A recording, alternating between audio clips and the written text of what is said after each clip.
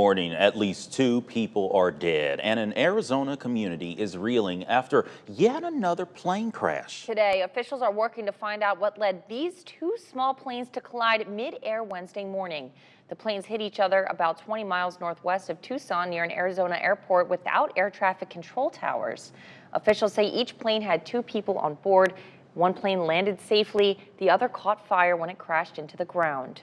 And in the last month, 4 major plane crashes have killed 84 people, starting with the plane and helicopter collision in D.C., the medical transport in Philadelphia, and the commuter plane in Alaska.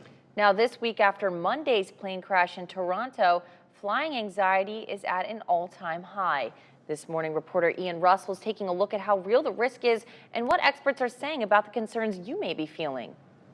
You are reaching the end of the escalator. Like the baggage on any flight, for some, hesitation is now packed tight. For me, I'm just a ground person. Concerns over flying were always high for Romeo Tillman, now on edge even more. I'm just not comfortable with it, especially after, what happened yesterday. Our plane crashed. And all of a sudden, It's upside down. planes are starting to do what they do. It just makes me feel even more uncomfortable and unsafe about flying. Hesitation, hard to pack away.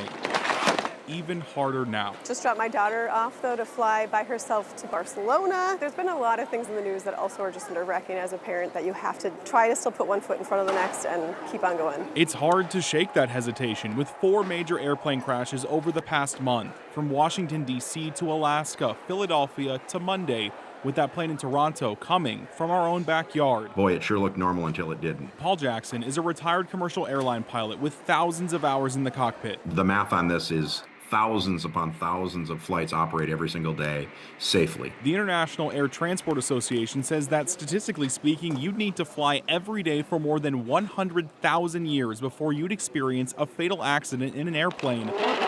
It's a number that's hard to fathom, with plane crashes feeling more and more common right now. This is a terrible month. This is probably the worst month in 20, 30 years. You have precious cargo, and you have to take your job seriously and be a professional.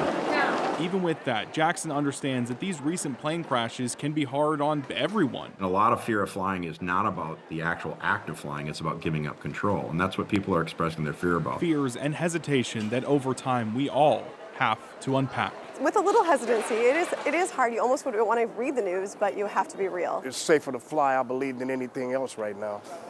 And I see a lot of crazy stuff on the ground that don't happen in the air.